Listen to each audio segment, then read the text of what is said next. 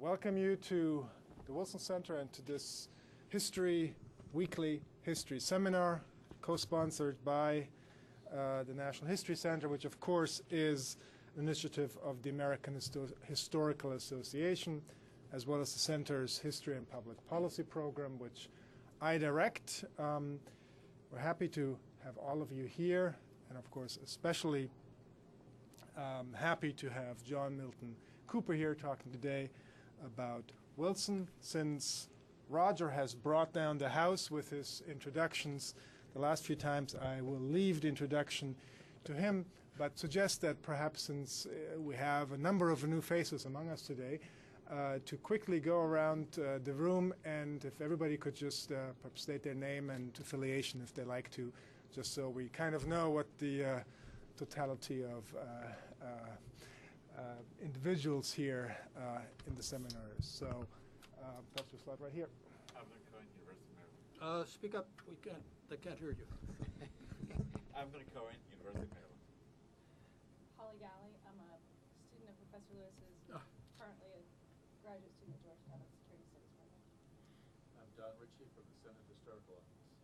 Alan Kraut, History Department at American University. Arnita Jones, American Historical Association. Jim Reston, a scholar here.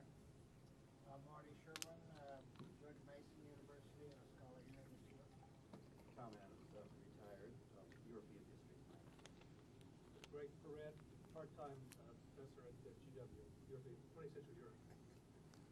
Marilena Gala, University of Rome Free, and currently scholar here. Jim Banner, National History Center, Washington, D.C. Claire, I'm an intern here. Olivia Zetter, I'm a student at American University and a research assistant. Diego Pagliarulo, junior scholar here at the center. Tom Bell, I'm a former student of Rogers. I'm Erin Chapman. I go to Indiana University and I'm a research assistant. Ross Johnson. I'm a scholar here at the center. Excellent. Carlos Castañeda, also a research assistant here at the center. Excellent. Alexandra Lechnadovich, intern. Terry Lutz, a scholar here at the center. Okay, now I think we'll have that back row there. Gordon Moore with the American Historical Association. Related to the Civil, I'm also getting further some of that. Proudly with the Wilson Center, I'm still here. Leslie Lobel, retired from student now, who is 72 Rogers degree and a senior coordinator. Doug Spellman, I'm Deputy Director of the Institute on China and the U.S. here at the Mike Van Dusen, push paper. Ron Wolfensberger, Director of the Congress Project here at the Wilson Center. Kent Hughes, I direct the program here at the Center on America and the Global Economy. I'm Tim McDonald, and I work for you. Now, do let me say a special welcome to Mike Van Dusen, the Executive Vice President here at the Center, who makes most of what happens around here at the Center happen. So, but with that, let me turn it over to my dear co-chairman, Roger, for an introduction. Everyone here will know of John Milton Cooper's work. He is one of our the most distinguished historians in this country, indeed on the subject of Wilson throughout the world. He has mastered the period of American history from the late 19th century, the Spanish Civil War, Teddy Roosevelt, up through the period of Woodrow Wilson, which is an especially apt subject for today. There is the question of Wilson and Wilsonianism, just as there is the question of Obama, and I suppose at some distant point in time will be called Obamaism. I asked John Milton Cooper what project he now has in mind, and he said, "What are you working on now?" And he said, "Nothing, none at all." He said that he's been concentrating all of his attention on today's lecture on Wilson versus Wilsonianism with advice to Obama. Roger, I can see why you are justly famous for your introductions. And has anybody lived up to them yet, or do I set the standard of falling down from them? I'm especially pleased to be here. 2 years ago, I spent 5 very, very happy and productive months here, where I wrote almost all of the last third of the book. This center is a marvelous institution. It gave me a chance to be in Washington. And of course, I have a new grandson, too. That was another incentive to be here. But, and plenty of time to myself to work, but also just a very, very stimulating environment, and made some friends here. The gentlemen back here all became good friends there, and we remain good friends, and see a few other familiar faces around here, and it's a delight to be here. Yeah, I'm carrying coals to Newcastle to talk about Wilson in this institution named after him. Let's see, we've got the bust here. I gave a book launch talk back in November, and it was one floor up, and up there they've got one of the, the academic gown photo that they have all over the place here. And I like to point out that is not necessarily the typical Wilson. That's Wilson in defeat.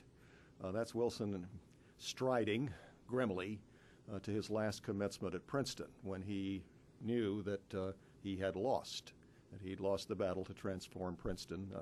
Lost it mainly through bad luck, because he had just about gotten to the point where he could outmaneuver his opponents when they got a big bequest. Not quite as big as they thought it was, but it was big enough. And as he said to his wife, "We have beaten the living, but we can't beat the dead."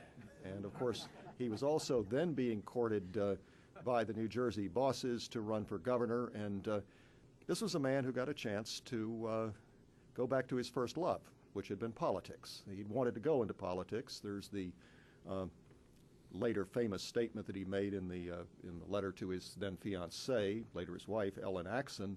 "The profession I chose was politics. The profession I entered was the law. I thought the one would lead to the other." And he goes on to explain that no, he thought that he would have to spend too long at dreary toil at the bar, and by the time he had sufficient money and sufficient connections and everything to be able to run for office, he would be pretty well just worn out and not any good at it. A shorthand way of saying that, and something of the subject of an earlier book of mine, was that basically he wished he had been Theodore Roosevelt or Henry Cabot Lodge, that he'd had an independent income, the kind of social standing that would give him an instant entree, then he could start, if not at the top, pretty high up the ladder. Actually, his decision was more complicated than that. He got the writing bug when he was an undergraduate at Princeton, and he wanted to write about politics. And he also discovered Walter Bagehot, and that was his great intellectual awakening. I think he went to law school, frankly, went into the law, went to law school, which was unusual in those days, too, because most people who wanted to be lawyers went and read law with a lawyer. Several of his classmates from Princeton did. One of his friends, Mahlon Pitney, was later a justice of the Supreme Court. But Wilson, I think he did it to satisfy his father. His father, minister though he was a very worldly man who had very worldly ambitions for Tommy, as he was known then. And at one time, Joseph Wilson had actually said, "You dream of a," the exact quotation is in there, but something like a merely literary career. Well, you can be a little Freudian on this one, because Wilson later wrote an essay called Mere Literature, in which he shoved that back in the face of sort of dry as dust academics. The occasion for it was that somebody at Johns Hopkins, where he was teaching part-time, had dismissed a particular essay as mere literature, and Wilson said, "Mere literature, I'll get him for that." Well, I think he was also doing a little Oedipal action toward his father as well. Anyway, what happened, of course, was he did get, indeed, the chance to go into politics, a chance to pursue his first love. He is, of course, as we all know, and one of the reasons, a major reason that this center is here, is our only professional academic, our only PhD who has become president. And he does unite the worlds of learning and politics and government. I think this is not just a case of a man who took a detour into academic life and then had a second chance to go into politics. I think the detour into academic life was extremely important to him because what he studied really was how power really worked. And that was the Bagehot inspiration was the start on that, because Bagehot had done that for England, so Wilson wanted to do that for America. Later he was going to go on, he actually was going to write a magnum opus, which he called Philosophy of Politics, which really was to do what Burke had never done, which was to do a comprehensive study of politics as an organic phenomenon, because he very early had absorbed I think the essence of Burke, which is the anti-ideological, anti-theoretical view of politics, that politics is a form of life and must evolve. And he was going to do that, except he got tapped to be president of Princeton. And what that did for him was, first of all, it gave him some experience. I want to come back to that in just a minute. I'm going to get to his political leadership directly. It gave him some experience, but it also gave him visibility then, both by virtue of his office as president of Princeton, of a very prestigious college, but also when he hit the academic world, the university presidency world like gangbusters. I mean, he reformed Princeton. He boosted this very prestigious but also rather somnolent college into the front rank of American universities and made himself the most exciting and most publicized university president in the country. This is what attracted political kingmakers, and then he got the visibility, attention, and then that was what opened politics to him. What I'd like to talk about mainly is Wilson and presidential leadership. I was thinking about our images of presidential leaders, and maybe the political scientists have done more than I think they have on this, but I don't think they've really reckoned with Ronald Reagan.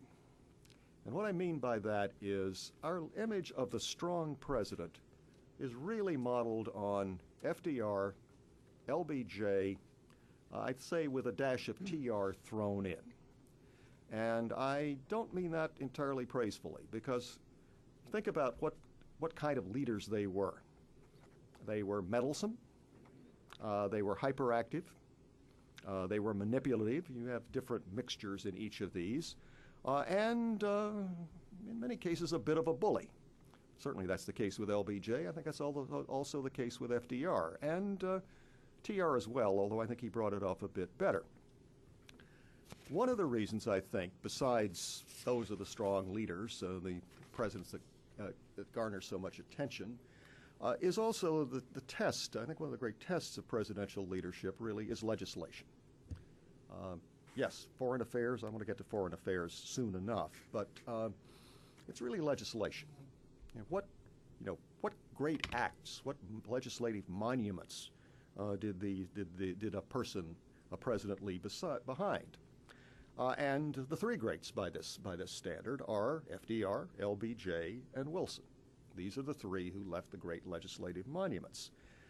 I would make a case, and in fact I do in the book. I hope I didn't do it too much. My editors kept telling me to tone down on the superlatives. By the way, I even had one in there where I said I thought Wilson's career, in fact I think it's in the essay. It's in the essay that I've got in the volume that we published here of essays there, where I said there's no career in American history, and I'm really tempted to look at other countries' histories as well, that better justifies the study of politics as a preparation for the practice of politics than Wilson's.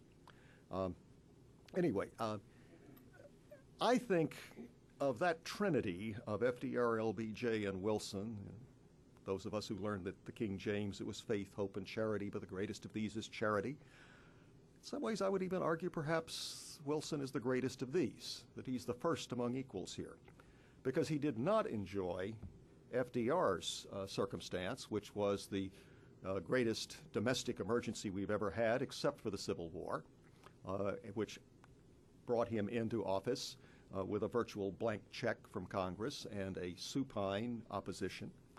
Unlike LBJ, he had not spent his entire adult life, practically, on Capitol Hill, most of it as a member of Congress of one house or the other, and in the Senate, of course, LBJ had mastered that most fractious body.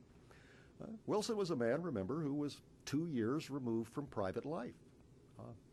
So he didn't have so many extrinsic advantages going for him. Not that he didn't have his advantages, and I want to come to those. But so the question I would like to pose is to, and I think some of you aren't old enough for this, but most of us are, is to paraphrase Howard Baker in the Irvine Committee.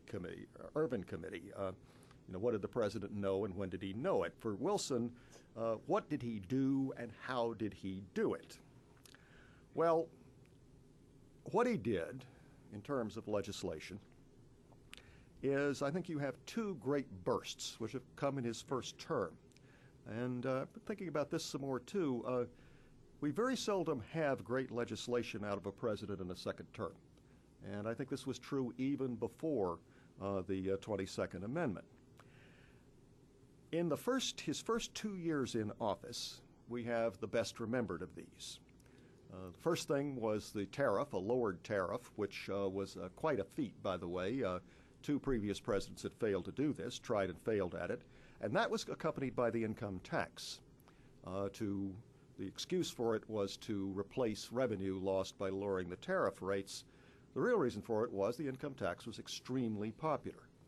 And one thing, if you get back in the progressive era, who was it? Which great historian was it, Don, who said the past is another country, and anybody can? It's one of the great historians. Well, the progressive era, in terms of attitudes toward government, sure was another country, because the income tax was popular. It's something that they wanted, and they were looking for an excuse to have the income tax. The other thing that was popular, by the way, was big, strong government, because in 1912, Wilson and TR had run against each other, trying to prove that he was the more sincere advocate of big, strong government, and trying to cast aspersions on the other ones, especially TR trying to cast aspersions on Wilson in that way. So the first great legislative piece was the lower tariff accompanied by the income tax. The second, the Federal Reserve. Now, granted, the original Federal Reserve was not quite the institution it is now. That is also a product of reforms under the New Deal, which centralized and strengthened it a bit more. But the Fed, I mean, very clearly, this is a central institution of our economy. And then there is the antitrust package. The Clayton Antitrust Act, which is really the basic antitrust act that when Democrats are in office, they use it some, and when Republicans are in office, they don't use it so much. But that was also accompanied by the creation of the Federal Trade Commission, which was an attempt to have a different approach to the antitrust problem, not just a legislative approach, not just a stronger, more specific law, but also an administrative agency that would oversee it. Well, that was the first round, and Wilson did it, by the way, in part because he kept Congress in session. Don, I found this out. Some time ago. I just looked at it. Congress had never stayed in session for so long, up to that time, not even during the Civil War. Basically, Wilson called Congress into session in April 1913, and except for a little break there, sort of in November of 1913, so that officially you went from the first to the second session of Congress. But actually, that Congress stayed in session until October 1914. And this, you've got 18 months of in pre-air conditioned Washington. And I think, Don, do some of your employers now appreciate that, or are they so used to air conditioning that they? Anyway, that was the first round. Then in 1916, he put through a second raft of legislation, and one action which isn't legislation but still ranks up there. The first federal aid to farmers, a child labor law, which was later struck down by the Supreme Court, a raise in income taxes and the first inheritance taxes, the first federal regulation of maritime shipping, an 8-hour day for railroad workers, and the nomination and successful battling through the Senate, and it took a battle to get Louis Brandeis on the Supreme Court. Some people say that alone would rank Wilson as a great president for domestic impact.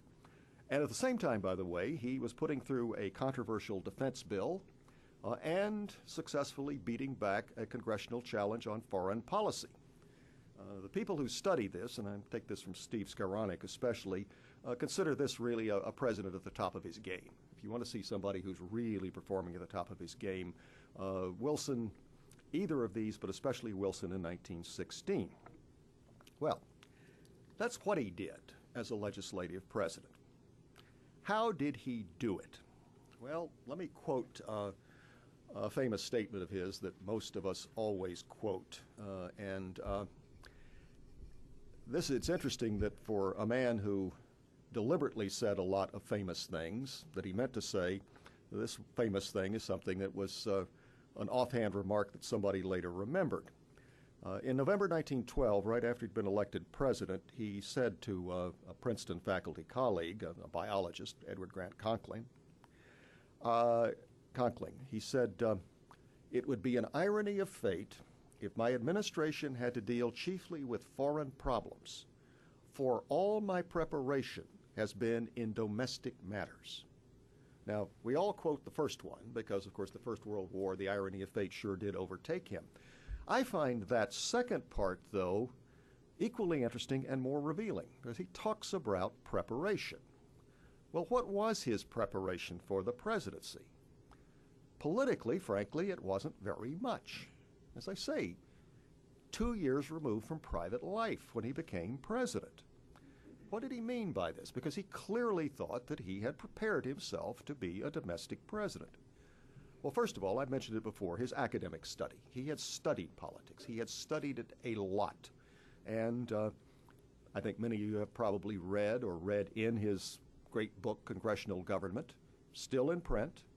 Obviously, part of that is because the author later became president, although there's some other books by presidents which are not in print.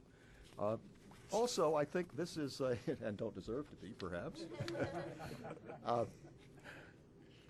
It also, though, I think this, I don't know whether you'd agree or not, Don, but I think this still has lasting value as a study of Congress. Certainly, I think it has lasting value as a portrait of congressional politics of that era. And I think it has more. Constitutional government alongside of it, too. Yes, a later book that he did is also quite good. What he did, of course, was Wilson's an early practitioner of comparative government. And he compares our system, our congressional system, with the parliamentary system, and finds our system wanting, that there are things that we need to do. Now, people say, oh, well, that's Wilson the Anglophile. Well, yeah, culturally he was an Anglophile, as most respectable, educated Americans were in those days. In addition, his mother had been born in England. He is the only president between Andrew Jackson and Barack Obama to have a foreign-born parent. And he is the only president since Andrew Jackson to have no American-born grandparents. All his grandparents were born either in Scotland or Northern Ireland. But his admiration for Parliament was not sentimental. It's really very, very rational and impersonal. He's got a yardstick. Which system works better, more efficiently and more accountably? And he finds their system works better. And from a very early age, by the way, you can find this even in some of his undergraduate writings, he doesn't like the separation of powers. He thinks the separation of powers is a great weakness in our government, and he wants to overcome it. So you have his academic study. And I think some of the lessons he took away and observations are things that he then applied when he got into politics. Then comes the university presidency. And what that did, that gave him some political experience, although the kind of politics, and I think there are a lot of people around here who can relate to this, was a bit different. When he got into politics and did very well from the very beginning as governor and then running for president, the reporters would ask him, and they would phrase it as politely as they could, but it still came down to, hey, Doc, how is it that an ivory tower academic like you is doing so well in real politics? Well, Wilson had a stock answer for that, although it came from the heart. He said after academic politics, the real thing was so much more above board and nice and really so much easier. And, I think a lot of us who've been around academic politics would tend to agree with that. What it gave him some political experience of a kind. It also gave him a lot of practice at doing two things that he carries over then into the political arena, into governing. He liked to appeal to his constituency. And the way he defined his constituency as a university president was the alumni. He worked the Princeton alumni a lot, building up support behind them. He didn't consider the students especially a constituency. In fact, very few university presidents of that era did. The students were just sort of there, but that's okay. He also delegated. Wilson is a great delegator. I think, frankly, one of his strengths, other people disagree with this, I think one of his strengths was he knew what he didn't know. And he particularly didn't know sciences. So he made his right-hand man, Henry Fine, the mathematician, he gave him the sciences to run at Princeton. And among other things, that was a wise choice because Fine was a terrific talent spotter. And he attracted some first-rate scientists. And what would do, Fine would spot them and he would begin to court them. Then when they were invited to Princeton, of course, the culmination would be their interview with Wilson. And so many of these scientists and scholars said, he won me. I wasn't going to come. Why do I want to come to this place? And he would win them over. One of the people he attracted said he could have invited me to go to Kamchatka or Senegal, and I would have been glad to do it. So these are things that he would carry on. Then there's the governorship. This was really his trial run, his shakedown cruise. And here's where the parliamentarian comes out in him. He did two things that prime ministers do and that governors and presidents had not done in the past before this. First of all, he prepared a legislative program in advance. He had his program laid out, what he wanted to do. Then he functioned as a party leader. He saw the political party. This man very early, as an academic, identified the party as not just a necessary evil, but a good thing. And the political parties have been, I think, our least loved institutions. And they were as unloved in the Gilded Age as they are now. And pretty much, in fact, I think there are similarities in some ways between the Gilded Age and our current age. And I don't mean that, I mean that pejoratively. He worked through his party. He became a party leader. And again, he appealed to the constituents. He would go over the heads of the legislators, sometimes not with all that much success, but he did. So that was his preparation. Wilson tended to be, he carried the professorial habits into politics. He spent a good deal of time by himself. When he made a big decision, he would often sequester himself. He didn't surround himself constantly with people. And this is not somebody who, what you want to do is be the last person to talk to him because you're going to make the impression on him and you're the one whose views will win over. He would sequester himself. On the other hand, he certainly did take advice. He took lots of advice, and his major advisor during the campaign and during the first legislative program was Louis Brandeis. These two men had never met before until Brandeis came calling after Wilson got the nomination. They spent an afternoon together, and it really was a meeting of the minds. They were rather similar people, by the way. Brandeis had grown up in Louisville, Kentucky. Wilson had grown up in the South. They both identified very much with striving middle-class people, humbler people from the heartlands, from the hinterlands, rather. Not Brandeis for all of his law practice in Boston, Wilson for all of his teaching at Princeton and other places in the Northeast, never really identified with those regions or with the better off people there. He used congressional liaison too.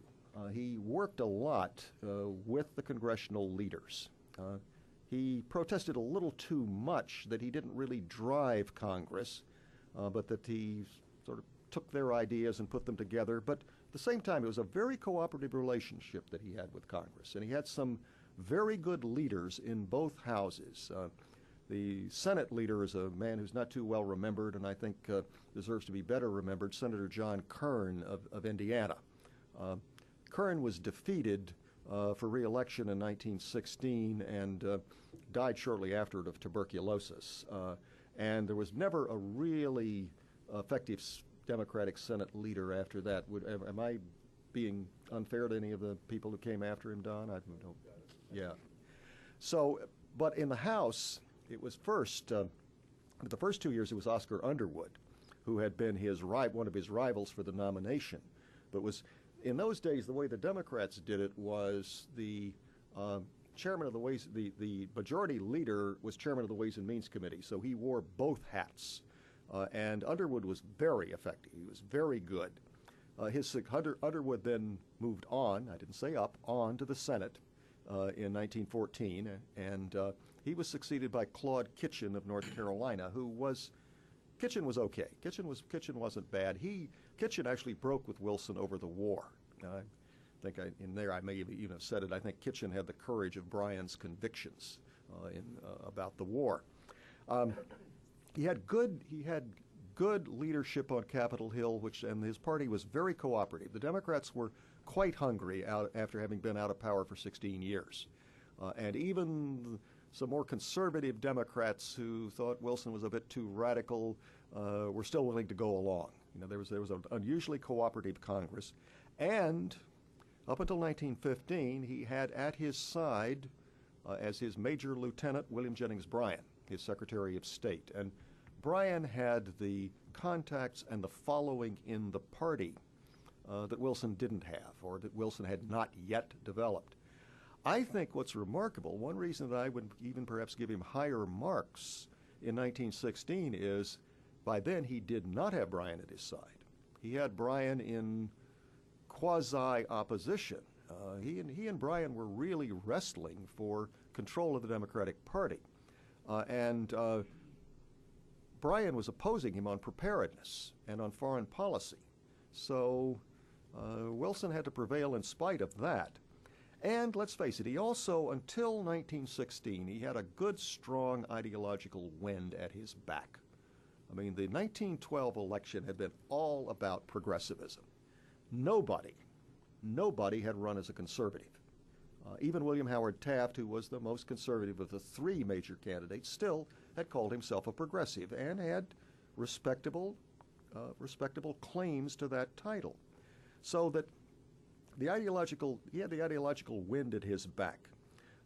Things had changed by 1916. There's a wonderful quotation that I've never been able to nail down, damn it. Don, if you can get it for me, I'd really appreciate it. In 1912, at the Republican Convention, an irate insurgent progressive came up to Boyes Penrose. Penrose was the senator boss of Pennsylvania, who stood about 6'4", weighed over 300 pounds, real mountain. And this insurgent said, "Don't you realize you're wrecking the Republican Party?" And Penrose said, "Yes, but we'll own the wreckage." And I mean, what happened was the progressives and the insurgents found their way back for the most part. My state senator, Robert La Follette, is the shining exception. Pretty much found their way back into the party on conservative terms. Because by 1916, Arthur Link has called it 1896 all over again, and to some extent there's some truth to that, because the two major domestic issues, and I would argue issues that overshadowed foreign policy in that election, were the 8-hour law, the 8-hour day for railroad workers, and the income tax. And the Republicans attacked both of those from the conservative pro-business side, so that there's real continuity. I mean, there's continuity for the Republicans from 1916 on through the 1920s. Wilson also showed persistence and patience. Obviously, in that 18-month term, he had a session of Congress, he had to do that.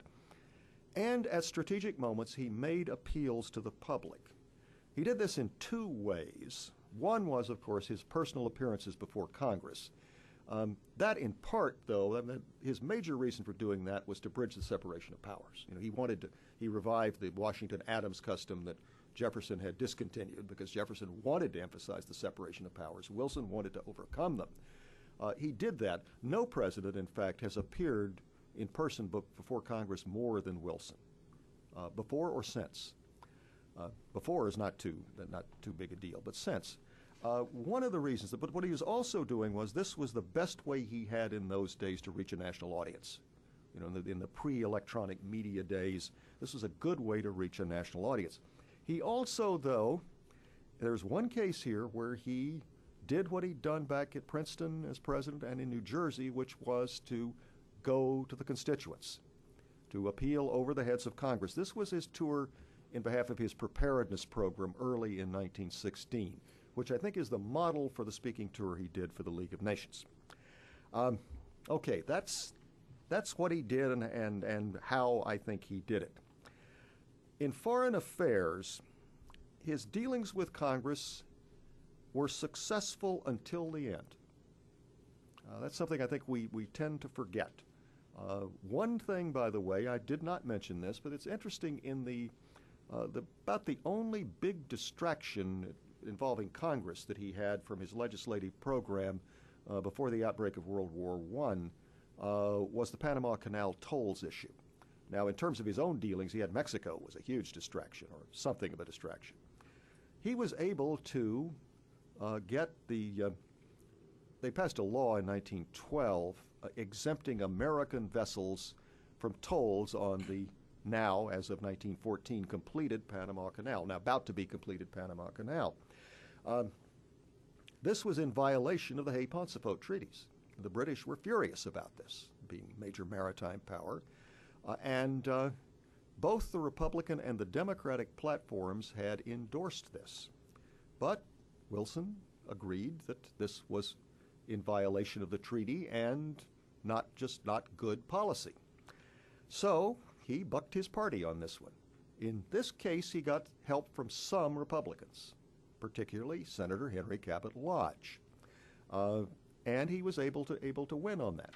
Again, in 1916, with Bryan cheering from the sidelines, some anti-war Democrats tried to put through measures to warn Americans or forbid Americans from traveling on merchant vessels owned and operated by belligerent powers, Britain, really.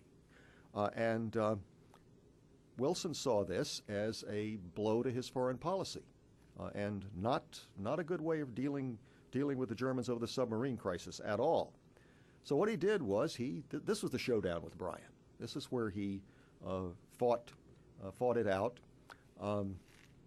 It split the party, but a majority of Democrats voted to table this. In other words, voted to kill these measures. Embarrassingly to Theodore Roosevelt, Elihu Root, Henry Cabot Lodge, a majority of Republicans in the House voted for it, voted to keep this, particularly Midwestern Republicans there. So things were not quite what they seemed to be on the constituency front certainly behind the Republican Party. The one great failure is the one we all remember and should, which is the fight over the treaty. And again, I want to say a little bit about that. I'll make a few quick comparisons, and I would very much like to have questions and discussion. I'd much more like to hear what you have to say. The question, of course, is in the treaty fight, why did he fail? And there are various factors here, some of which I think are more important than others. Wilson appealed in 1918 to the voters to return a Democratic Congress. They didn't. The Republicans won control of both houses. Roosevelt and Lodge crowed over this, that Wilson had been repudiated. This is one of the things I think probably I don't think I've ever seen anybody really defend this action of his, including some of his cabinet members at the time thought he'd done a really dumb thing. It didn't work. He thought he had to do it. He also, by the way, had purged the Democratic Party. He'd conducted a party purge in the primaries where he'd gotten rid of a bunch of anti-war Democrats from the South, also including, by the way, James K. Vardaman, one of the truly great racist demagogues of that period. I'm sorry to say he wasn't after Vardaman on racial grounds. I wish he had been.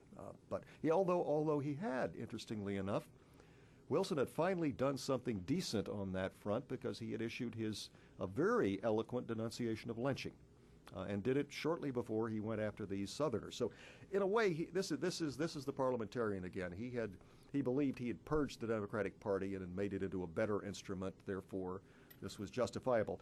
Personally, I don't think that appeal really had much weight one way or the other. The partisan atmosphere was pretty toxic by that point anyway, and may have made it a little worse, but only marginally. Then there's a question, of course, of whom he didn't take with him to Paris. No senators, no prominent Republicans. I think the problem with the senators was that if he invited anybody, he had to invite Lodge. I mean, Lodge was the senior Republican. He was going to be the majority leader and chairman of the Foreign Relations Committee. You can't invite anybody unless you invite Lodge. It would be an absolute insult. I personally think he should have taken that chance because I think Lodge would have turned him down, in which case he could have taken anybody he wanted. And the next ranking Republican on the Foreign Relations Committee was actually his strongest supporter, one of his strongest supporters, Porter McCumber of North Dakota. Well, you know, you don't want to take the fox along to the hen house. I think that's Lodge. He didn't take any big Republicans either. I think this was not a good thing to do. I think he should have taken some Elihu Root, perhaps. Roosevelt had attacked him too hard. Taft, in a way, was supporting him already. But Root, maybe Root or Hughes would have been the logical ones. But again, I think here why he didn't was I don't think it was that he didn't want Republicans with him. I think he didn't want anybody who might get in his way, because Wilson he didn't know what he was going to find in Europe. He didn't know how far he was going to be able to push it, particularly toward a League of Nations. But on the chance that he might be able to, he wanted to have as much room for maneuver as he could. So he did it. I think this probably hurt some, but again, how much difference that would have made in this partisan atmosphere is a question. When he brought the treaty back, he first tried negotiating with the Senate. He tried one-on-one for a month with various Republican senators. And then he testified before the Foreign Relations Committee. Now, he preserved the constitutional niceties by inviting them to the White House rather than going up to Capitol Hill, preserved that. But for all practical purposes, he submitted himself to a grilling, a 3-hour grilling, and did quite well. The problem was I think two things. One, the lines were already hardened, and there was not a lot of room to maneuver. I think he probably made a mistake by not trying to make a deal with certain Republican senators who were known as mild reservationists, who were more pro-League. I think if he'd done a deal with them quickly, that might have given him some more momentum. That's a possibility. Wouldn't have given him the 2/3, but I think it would have, like any approach to that, I think that's the kind of thing that might have helped. I think that was an error there, or an oversight. Then, of course, he made that famous tour, that appeal to the country, which generally I think historians have regarded as something of a fool's errand. That what did he think he was going to accomplish? Senator Brandegee at the meeting with the Foreign Relations Committee, Wilson said something about the American people would never stand for it about the treaty, and Brandegee said, "They're not going to vote on it. The Senate is." True enough, except it's interesting to read Henry Cabot Lodge's correspondence at this time. He was watching the papers and he was getting nervous, and he pulled a coup by getting William Bullitt to come and testify and air some of the dirty linen from the peace conference, and he crowed to one of his friends, "We knocked Wilson off we got on the front page." So this is not so clear-cut. Wilson's plan was when he returned, was to make a second tour. This time he was going to go to the Northeast and go right to Boston. He was going to beard Lodge, figuratively, in his hometown. And then, one assumes, having established the popularity, his standing with the public, then negotiate with the Senate. Trouble was, of course, he never finished that first tour. There was no second tour. He never finished the first tour. It had to be canceled because his health had broken. And after he got back to the White House, he suffered a stroke. And I think the stroke, really, that's it. That's it. I mean, there is, I use the phrase Dr. Jekyll and Mr. Hyde, but I think there is a real quality to that, the change it wrought in Wilson. It was the stroke per se. It was a very serious urinary infection about a week after he suffered the stroke, which came close to killing him and debilitated him. And it was the way he was treated, which was medical practice of those days, was that you made no demands on the stroke victim, and you isolated him or her, which now my neurologist friends say that is exactly the wrong thing to do. What they do is try to get people into social interaction as soon as possible afterward. To me, the two worst consequences of the stroke, physically, Wilson was simply out of it for over a month after suffering the stroke, and that's when the major negotiations over the package of reservations were hammered out. And the Democrats in the Senate, with all this hopeful lies coming out of the White House about, oh, he's just had a nervous collapse, he'll be back, and so forth, the Democratic senators just wouldn't participate. So it's strictly a Republican thing on doing the reservations. Then, when he'd recovered enough to be able to pay attention, you get the psychological consequences, and it's a tragedy. I mean, to see what he had turned into, this delusional. I use the word delusional, and I used it advisedly. Not only how he can't handle this political situation, but then his fantasies about running for a third term. It's extraordinary. And just before he died, he had fantasies again about running in 1924. I mean, it's a true tragedy. Comparisons. Well, Wilson had time that Obama does not have. And by that, what I mean is, it is incredible how much speeded up our political calendar is. Look, Obama is handling basically the health care is or ought to be the equivalent to the tariff. To succeed where others have failed before, that's how you establish your bona fides. Except it's the tariff and it's the Federal Reserve, because it's got this enormous technical complexity built into it and all of these different competing and conflicting interests. And it's the fight over the treaty, because you've got to have 60, but not 67, but you got to have 60, and the polarization.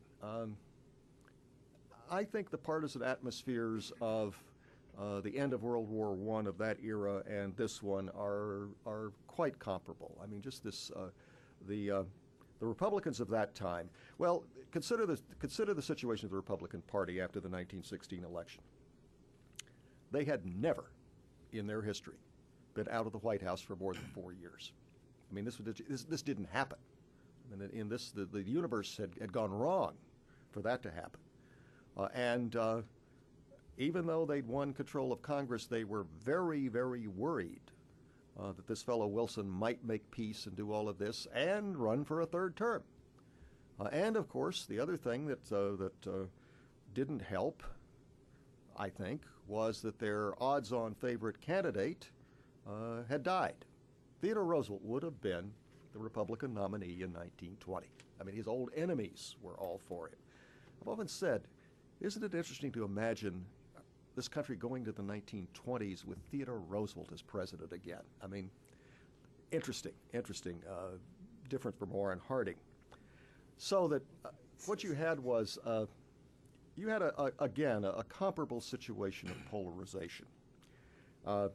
My own advice to Obama would be, not too different, well, in one case different, but be patient, be firm, keep at it. Personally, my different piece of advice would be, don't be afraid of party government. I think bipartisanship is one of the most ill-understood and overworked concepts, and even without this extreme polarization that we have now. But that's enough from me. Thank you very much. Just to get the conversation going, could I ask a question? You mentioned at the very beginning the trilogy of FDR and Wilson and LBJ. Right. How Wilson's... I think I probably said Trinity, Roger. Trinity. I'm sorry. how Wilson's reputation has evolved over time? Yeah. Is it a political function? I even wonder whether over time historians have something to do with this.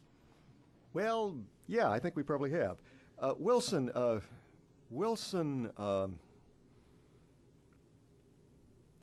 think of the two, I think in their subsequent reputations, Wilson and LBJ have had more in common than they have with FDR. Because FDR, at a certain point, his reputation has gone into the phase that happens to an awful lot of strong presidents, which is a sort of universal glow around them. And everybody likes them, or they're considered great. Now, obviously, for conflicting reasons, perhaps. Theodore Roosevelt has gotten that, although I'm told, I didn't see, a friend of mine was telling me about Glenn Beck at this conservative gathering that Beck has been on a rant for quite a while against Wilson, but he also went on a rant about Theodore Roosevelt, which actually is correct. I mean, today's conservatives should despise Theodore Roosevelt. I mean, absolutely despise him.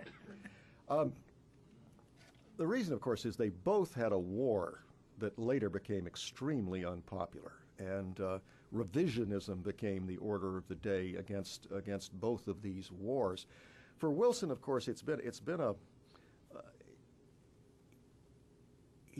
he suffered a defeat at the polls. I mean, the Republicans ran against him in 1920, even though he wasn't on the ticket, and the electorate repudiated him. It was a major defeat. He died somewhat under a cloud.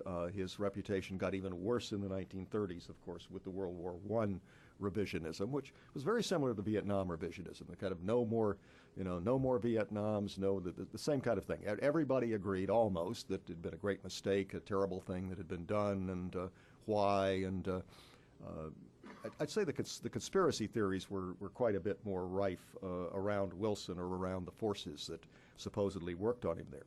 Then during World War II, of course, he experienced a popular apotheosis. Not only books, but a movie, which that movie, Wilson, by the way, made in 1943 or 4, was the longest and biggest budgeted Hollywood film up to that time, even longer and bigger budgeted than Gone with the Wind. Then the reputation went down again, largely through the influence, and here's where I think the historians and other writers have played their role, the influence of the realists.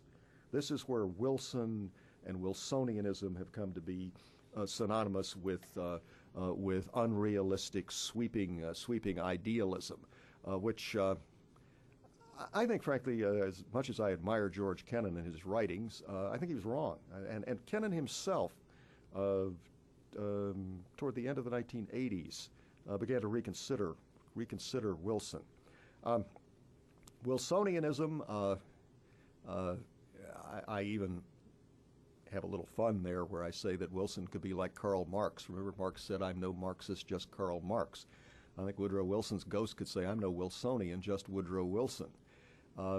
Wilson, this man was a devotee of Edmund Burke. Now, it's true. He also had this penchant for boldness, for wanting to do bold things. But he did not see himself, and I think he knew himself well enough, that he was not some kind of utopian idealist, somebody... by the way, idealism was the order of the day in American politics then, except for some hard-bitten machine types and a few conservatives, Boyes Penrose, for example. Everybody called himself an idealist then, and nothing drove Theodore Roosevelt up a tree more than to hear Woodrow Wilson called an idealist. He was a mean, selfish man. He's no idealist. So idealism doesn't get you anywhere. The other thing that I don't think gets you anywhere, I think has to be handled very carefully with Wilson, is religion. Son, grandson, son-in-law, later nephew, later son-in-law, Presbyterian ministers, born in a manse, looked like a preacher. If you hear recordings of him, he sounds like He sounds like perhaps the preacher of the New York Avenue Presbyterian Church, or some really, really fine metropolitan church. But this is not the man who called the presidency a bully pulpit, a phrase that I have really come to hate. It was his great rival, who was probably a religious skeptic. Wilson did not see politics as a form of preaching. The one place where I really saw the religious element come out in him and play an interesting role was in the decision to go into the war. And I can be accused of penning too much on a particular phrase, but I do think I'm right. The last words of the war address, when he's done the peroration, what we're going to fight for, and then he said, but America's going to do this and this, and he said, and then God helping her, she can do no other. That's a paraphrase of Luther at the Diet of Worms. God helping me, I can do no other. And he's saying, sin boldly. He's casting America in the role that Luther cast the Christian in the world. You can't know God's will. None of us can. We're imperfect, sinful human beings. We pray, we read Scripture, and we sin boldly. That's what you have to do in order to carry out God's will as you see it, so imperfectly. And he knew he might be wrong. He knew this might be the wrong thing.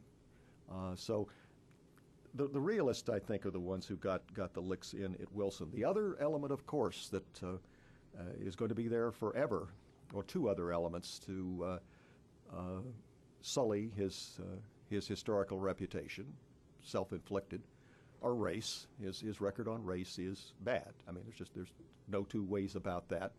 And the other, civil liberties during World War I. And I can be accused of copping out on this, but both of them puzzle me. Wilson does not, on race, I'm sorry, his Southern background I don't think gets you very far. He's much more like white Northerners of that time, who just pretty much wanted to put it aside, forget about it. It'll take care of itself. Booker T. Washington's doing just fine. That sort of thing. They see it as a distraction from what they really care about. Southerners of that period, even the polite ones, not just the Vardamans, were obsessed with race. I'm sorry, the race is a big deal with them. It is not with Wilson. On civil liberties, this is the man who I think Jerry Auerbach is wrong to question whether he really said those things to Frank Cobb. I think he did. I think this is very consistent, that Wilson feared the country being torn apart if we went into the war, and that the intolerance was going to spread. And he permitted it to happen.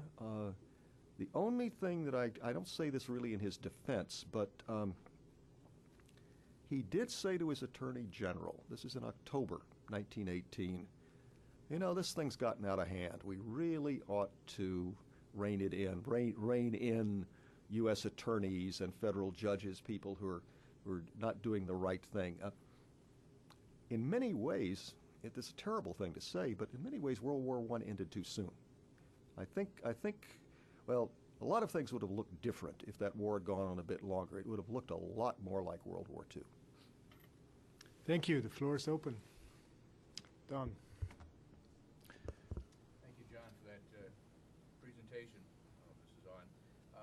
I want to tease out a little bit more what you had to say about leadership and Wilson's preparation as a scholar for becoming a leader eventually. And you make comparisons to subsequent presidents, but I'm wondering a little bit more about how he regarded previous presidents. And looking over his speeches and articles and so on, you rarely see a mention of Jefferson. You do see more references to Abraham Lincoln, for instance. He wrote a biography of George Washington, I believe. Yeah. I'm just wondering how he regarded these other leaders and whether he had looking more towards the British leaders than he was to American leaders, whether his idea was more the rhetorical presidency of the leader being able to persuade by his oratory, as you mentioned, his love of the parliamentary system. Just a little bit more, and I was reminded of Barack Obama referring during the campaign to Ronald Reagan, everybody going, gasp. Well, he saw him as a leader. You started to mention Reagan here, too. I was wondering if you could bring that in again. Yeah, Reagan. Actually, I think Reagan is a very interesting comparison to Wilson, because Reagan, as we know, was a delegator as well.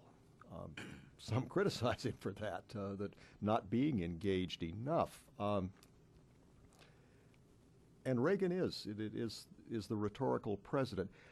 Wilson was a rhetorical president, but I don't think he was only a rhetorical president. And where I think you can see the difference, really see the difference, and I wish Michael Kazin were here, because I'd like to hear him respond to this and maybe hit back at me. But when Bryan resigned, Bryan said, and by the way, it sounds like Evan Bayh, and I don't buy it from Bryan, and I don't buy it from Bayh, pun intended, that he could do. Bryan said, I can do more to keep, about to resign as Secretary of State, said, I can do more to keep this country out of the war on the outside than I can on the inside.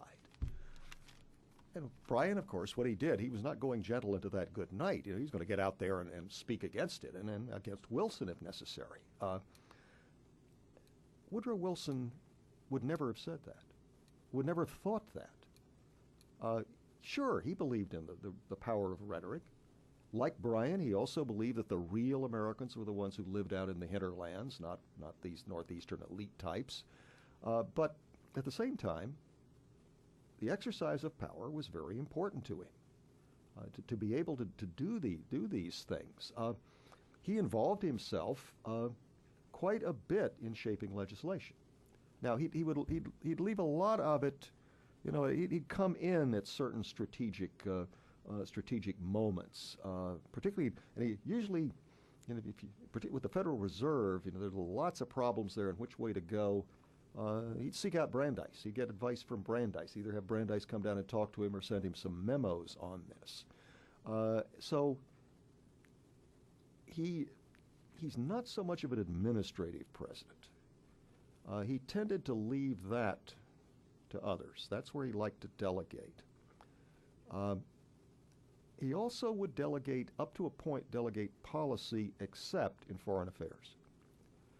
Although there are two different Wilsons, though, in foreign affairs. The one of the first 2 years, when he's got Bryan at his side, is he asserts himself a good deal more there than he does in domestic matters, but he gives a lot to Bryan. And their relationship, again, I wish Michael were here, because he sees it a bit differently.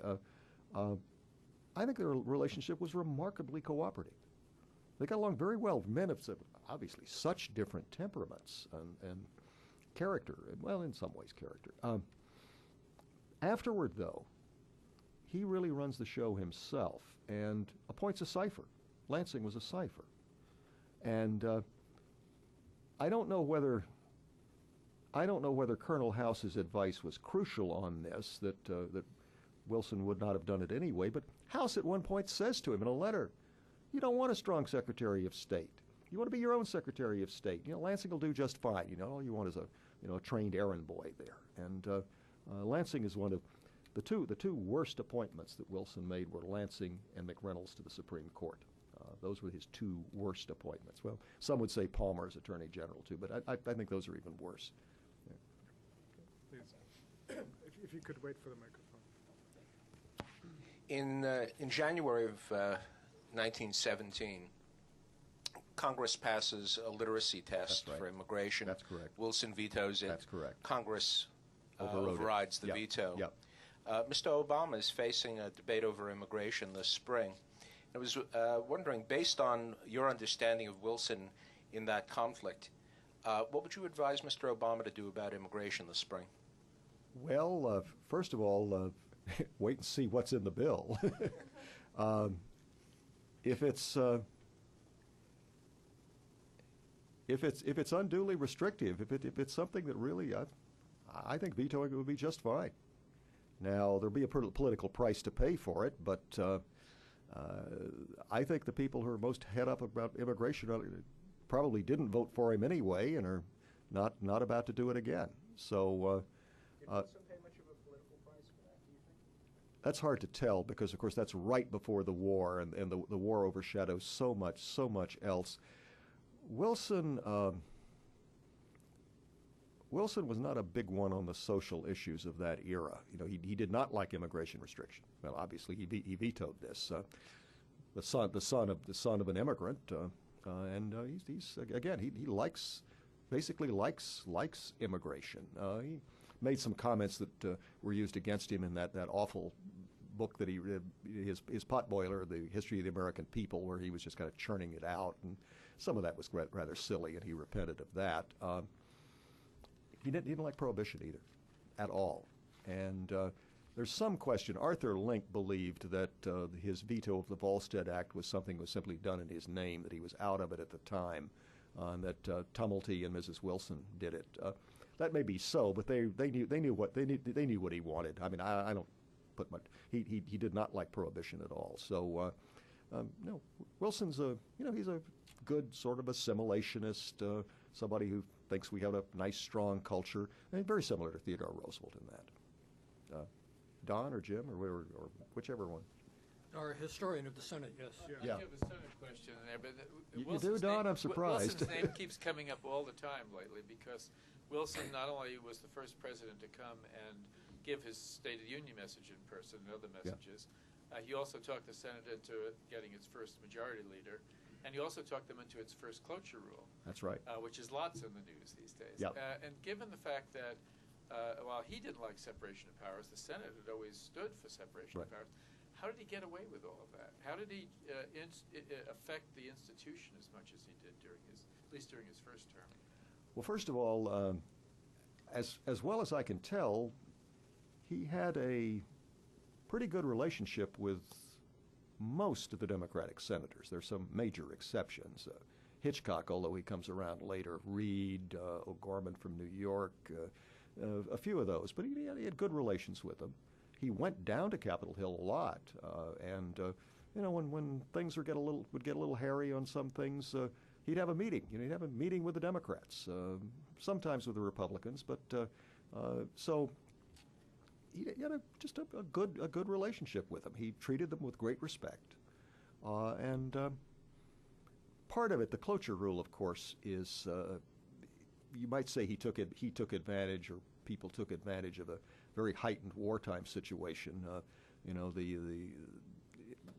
The quote filibuster of the Armed Ships Bill, which was really running out the clock, is what happened there. It was enough of a situation like that's when the cloture came in. But no, I think he didn't like the separation of powers, but that didn't mean he wanted to be separated from. If anything, to bridge the separation of powers, he wanted to have more to do with them. He wanted to be more of the prime minister in that way. He didn't quite. Back in New Jersey, he, as they say, he basically made himself a member of the Democratic Legislative Caucus. He was there all the time. He observed kept the distance more, the Pennsylvania Avenue distance more here when he was here, but still, I mean. He had a lot to do with them. He treated them with great respect. Not the cajoler and arm twister that LBJ was, but a man who involved himself a good bit with them. Yeah. See, Jim, you wanted to. Marty, sure. Oh, sorry. Sorry, either one. Yeah, Marty first. Okay. Yeah. All right, Jim. There's a lot of sentimentality around the Wilson Center about the relationship of politics to learning, as you know. You mentioned it at the beginning of this thing, and this is an issue that's interested me a great deal for a long time. I've been after Lee Hamilton for years. I'm sorry Mike Van Dusen has left, about getting a quote on the front of the Wilson Center here that looks out to the plaza, which focuses on this relationship of learning to politics. But I wonder whether we've put this ideal of the scholar-politician up too high here. You've gone through this narrative about the study that Wilson does of politics and so forth, as if this is going to make him a good politician. If that were true, anybody who really deeply studied politics like yourself would make a great president. What is this thing about the scholar politician? Are we not talking here about somebody who is just made for politics and then happens along the way to do a great deal of scholarship about the various institutions and therefore can perform? Or is he a scholar first who then comes to politics and somehow grows into the ideas? No, you put your finger on something, Jim. I mean, clearly this man had natural gifts for leadership, for politics. He's not an ideal scholar, first of all, because I gave a talk down at UVA back in November, and I said it was a pleasure to be there because I was at the one place where he attended 4 different institutions of higher learning: Davidson, Princeton, UVA, and Johns Hopkins. And the only place where he had anything good to say about any of his teachers or classroom instruction was UVA. Even though he was unhappy as a law student, he thought John Minor, the major professor there, was marvelous. He said the second best teacher he ever had. The best teacher was his father. Didn't pay that much. He did what he had to do to get by in his classes at Princeton. Spent an awful lot of time reading on his own and playing baseball. At Hopkins, he told Adams, who by the way I think Herbert Baxter Adams is one of the great inflated reputations. I think, but he told Adams, here's what I want to do, and Adams at least had the wit to get out of his way. So he wrote Congressional Government. That's what he did at Hopkins. And then when he'd finished that, he marked time. He was supposed to collaborate with Richard Ely on something on political economist. Well, he and another grad student in Ely were going to write this collaborative textbook. Wilson was the only one who wrote any of it. Ely was an operator too. So he's not an ideal scholar at all. And what he did, his scholarly career was one. He wrote Congressional Government. I mean, that's the great book. And then Constitutional Government, as you said, is kind of congressional government updated. And most of the rest of his writing was, different things, although the state is rather good, the textbook he did, because this is where he begins to think about politics in the large and so forth. If he'd gone on, I think he would have done a great book in philosophy of politics. I think he really had. That's when he kind of reoriented himself to Burke, reabsorbed himself with Burke, and was really going to do something with that. Instead, but he didn't regret it that much. There's a certain sense that okay, now I can get my hands on something. There was a side to him. He didn't, interestingly, as a scholar, he didn't involve himself very much with current politics. He was always, here he is preaching. He was always preaching to the students at Princeton that young men, of good education should involve themselves in politics and government. But he didn't do it himself. He spoke a couple of times for some reform candidates. Once he shared a platform with Theodore Roosevelt for a reform candidate in Baltimore. But he didn't involve himself much in that. And he's writing all kinds of different stuff, a lot of it for money. He was writing for pay. Between his lectures and his writings, I think he was earning sometimes twice his salary at Princeton, which is the highest non-administrative salary anybody had. Part of it was to build that fancy house that he and Ellen had, which is a lovely place, by the way. I mean, clearly, this was a man who had gifts. I don't think, though, that the time in academia was sort of wandering in the wilderness until the prophet gets his call and therefore can fulfill himself there, because clearly he had learned a lot. And what, again, he thought a lot about how does power really work, and how can you make it work better in our system. More generally, but in our system, and that's really what he grooved on. I mean, that's in some ways that's a politician's question that he's asking as a scholar. So, yeah, I mean, there's obviously interesting. Wilson I think is probably our only president who rose to the very top in 2 private callings. All the others have been connected with public life somehow. I mean, Hoover was a very successful businessman, but he wasn't all. Wilson is one of the great political scientists that this country has ever produced. I think you can count them on the fingers of 2 hands. Are really great political scientists. And the other thing is he was a great university president. And as lots of us here know, being a great scholar and being a great administrator are not the same thing, and they can be very much different. So this is a man of tremendous and I think rather varied talents. Not a perfect guy by any means, but and of course he's not a president for all seasons. In more ordinary times, he never would have gotten the nomination. I mean, he hadn't paid his dues. I mean, these were extraordinary times, and of the presidents. Don, I'm sorry, I didn't ask you. I didn't get to the presidents that he admired. Lincoln, very much so. He doesn't talk much about Jefferson as president because he didn't think much of Jefferson as president. The other president who was on his mind a lot was T.R. He saw T.R. as the one who had, begun what he was going to, and correctly had begun what he was going to complete there. But he gets to be, T.R. to some extent was the Moses of progressivism, and he's Joshua. He gets to come in and conquer there. Nancy, sorry. Okay, thank you. Your penultimate comments about John, Wilson's interest in power is a good segue to what I'm going to ask about, and that is his success as a legislator. Whatever the template was, the political template for strategy, power, influence, and so on. How did that work, and how would you apply that to the Obama and healthcare, for example? I thought that given the way you framed your presentation, that there was going to be more of that. So let me push you in that direction. Oh boy.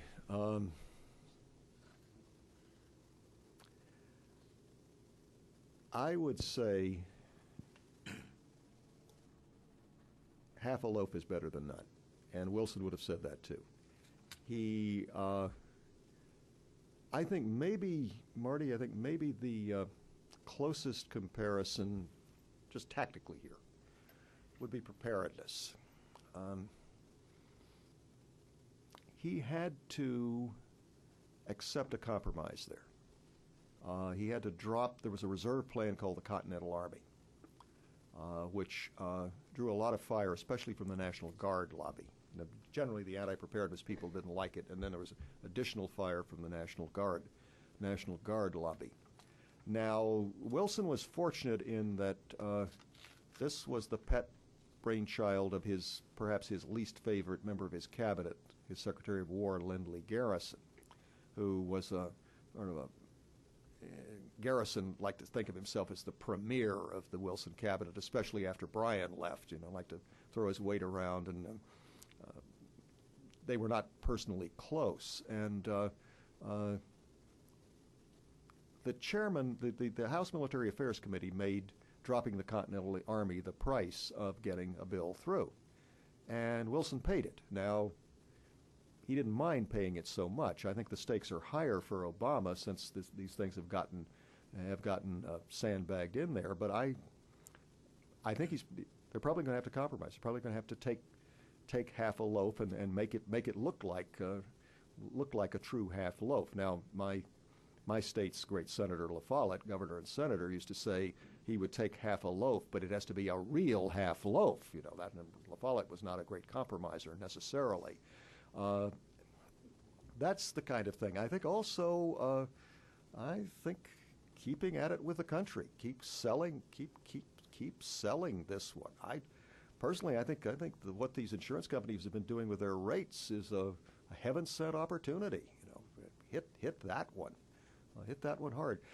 It's going to be interesting to see. Wilson with the Foreign Relations Committee is going to be like Obama with the Republicans on Thursday over health care. Now, who's going to? How many of them are going to show up for that? I guess that's the question. Are there going to be sufficient number of them that there will be a big give and take there? I think it's a great opportunity for him to try to do some selling there. Not, I think, to the Republicans, because personally, I've always thought, don't be afraid of party government. I mean, this fetish of bipartisanship, I think, weird. I think it's just weird, and I think it's wrong. It doesn't work that way. Would you say, if I could, Sure. Would you say that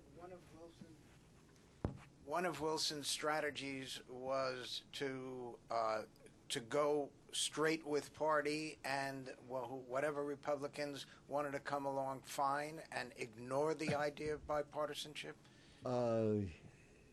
Yes, up to a point. Now, to some extent, he could afford to do that because he had the majorities, although his big majority was only in the first 2 years. He had a huge majority in the House. That was whittled down a lot in the 1914 elections, which was not necessarily a bad thing because then it was a more manageable majority there.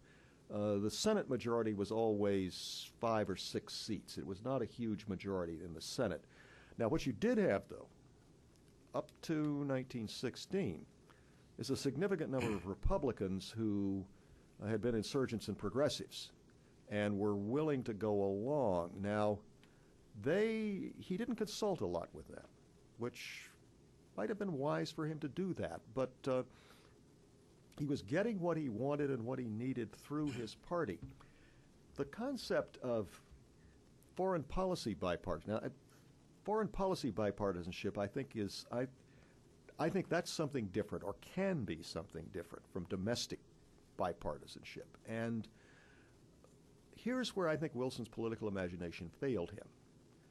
During the war and then in putting together a delegation to the Senate. Because here, this man was a political scientist and was a student of parliaments. He knew how coalition governments worked in parliamentary systems, which I think made him better prepared than most Americans of that time to get it as far as bipartisanship went. And intellectually, I think he sort of got it. When he ran the war effort, he did not make it a party war. This is the first war we fought that was not a party war, where the plum assignments, the glory assignments, the glory commands went to members of your own party because they may be president next year, or give them a leg up for future preferment. Wilson didn't do that. He did, by and large, run a nonpartisan war effort, but that's not the same thing as a bipartisan one. He brought Taft in on the labor board. He sent Root on a mission to Russia. He did some things like that, but he didn't sit down to call in Lodge and say, look, we've had some hard words before, but how about coming on board? Let's work together here. And I think that's unfortunate that he didn't do that, and he didn't do it again in peacemaking or very late. Now, he did have on the foreign policy. There was a certain bipartisanship, not of his making, because Taft was the head of the League to Enforce Peace, which was the major internationalist lobbying group. So that Taft was, up to a point, was on board already. Unfortunately, Taft was not as powerful a figure in the Republican Party as he seemed to be, or as others thought he was. He couldn't deliver all that much from within the Republican Party. So that I wish that's one of 2 times that Wilson's political imagination failed him, was not grasping bipartisanship. The other one is when he didn't drop Thomas Marshall in 1916 as vice president. There was a move within the Democratic Party to replace Marshall with Newton Baker. And I think if there had been an able, trusted vice president, that the handling of the stroke might have turned out differently. That you talk about a real might have been. Okay. John, would you mind if we collect some questions? We need to begin to bring this to an end, and we want to make sure that everyone gets a chance to pose the question. Colonel Dell. If you could talk just a little bit about the attitude of the American people to Wilson, and this is prior to 1916, and compare that maybe to the attitude of what you see in the public today. Okay, that's... Pass that to your neighbor, Diego. I would like to ask you to tell us something more about Wilson's foreign policy legacy. I mean, how the way he tried to influence a new world order after the First World War influenced the American diplomatic tradition in the 20th century. Okay, Sure. And then final question, I think there was one in the back. No? Then Kent Hughes here. And Okay. Two quick questions. I mentioned the poster with the World War I era poster, picture of Wilson, and around it says, "Wilson fights for America and all humanity." Aren't we, in a sense, in our foreign policy and domestic politics, still at times fighting for all humanity? In that sense, there is a Wilsonianism that could be traced to Wilson. Okay. What was the impact of his emphasis on self-determination in terms of eventually eroding the colonial powers that had been allies but who eventually lost their colonial empires? Okay. all big questions, and you have 4 minutes left. All right. Could you add Japan into all this? The American people's attitudes toward Wilson, warming up to him, I would put it. He, in 1912, he said, "Don't underestimate Roosevelt. People have shouted themselves hoarse for him, and to them I'm still a mere conjectural creature." Another time in 1914, he said, "People think of me as just a thinking machine. If only they could see inside me, they would see what emotions I have." So he was aware. He had a very cool image. In fact, I think Obama has the public image is really, I think there's real similarities there. And but Wilson actually, I hope I've conveyed in this book that this was a man of very deep, strong emotions. This is not just a thinking machine there.